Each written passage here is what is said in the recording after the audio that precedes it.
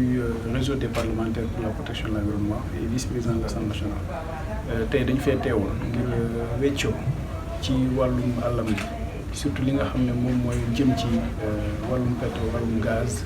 nga xam ne Sénégal dafa commencé di ko am di ko càmbar di ko gëstu ba pare dem di ci jëlee tuuti alal mais loolu nag day am loo xam ne da koy jur ci dëkk yi di koy jur fa nga xam ne fa lañ koy defee léegi nag la muy jur noonu il faut ñun tam ñu xool nuñ koy sàmmee il faut ñu xool nuñ koy aare surtout li nga xam ne moom moo jëm ci wàllu environnement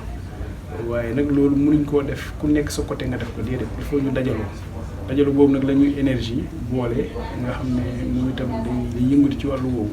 nga xam ne tout ce qui est bonne gouvernance des ressources extractives des ressources minières des ressources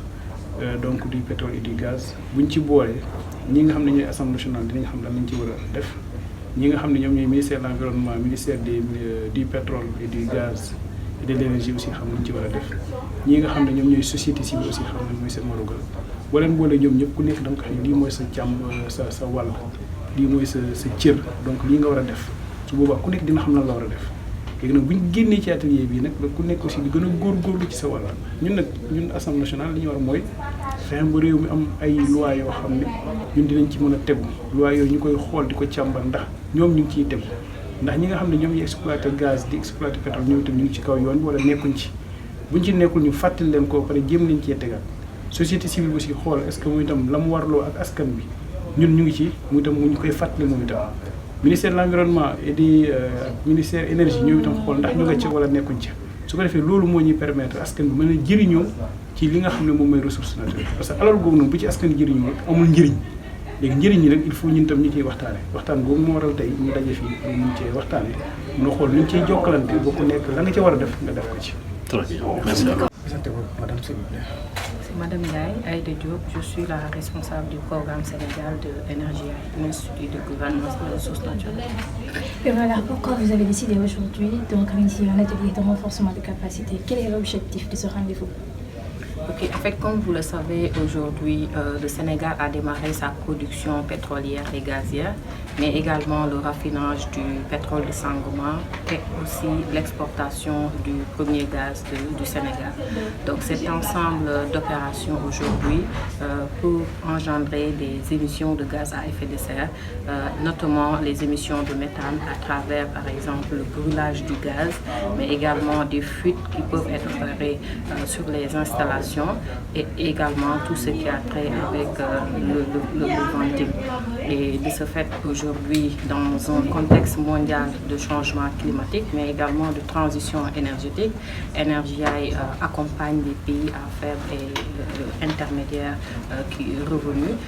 pour que ces pays puissent gérer de la plus belle manière sa transition énergétique. Et aujourd'hui, jusqu'ici, par exemple, le débat public soit rapport aux ressources naturelles était plus orienté sur les questions de gestion des revenus,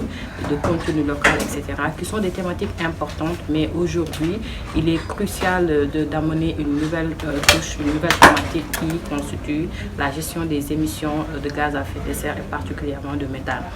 Pourquoi? Parce qu'aujourd'hui, c'est un enjeu crucial et nous avons su voir dans d'autres pays, par exemple, des impacts que ces émissions ont pu créer. Si je prends l'exemple du Nigeria, avec les chiffres de la Banque mondiale, on s'est rendu compte que, par exemple, plus de 4 milliards de dollars 4 milliards de dollars ont été perdus par rapport au torchage, ce qui est un enjeu économique pour des pays en développement qui ont des besoins en énergie, qui ont plus de 4 millions de populations sénégalaises qui n'ont pas accès à l'électricité. Et donc ces pertes avec les déchets du torchage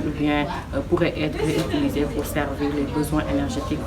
et garantir la sécurité énergétique du pays. Mais également anticiper sur tout ce qui a trait avec les impacts sur la santé et aussi l'environnement. Les opérations qui viennent de débuter ne sont pas aujourd'hui sans impact parce que nous avons tous ensemble constaté récemment les fuites de gaz du puits A02 de GTA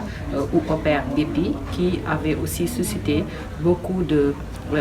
discussions mais également d'inquiétudes par rapport aux acteurs de la société civile nationale mais également au niveau de la Mauritanie et ceci nécessite aujourd'hui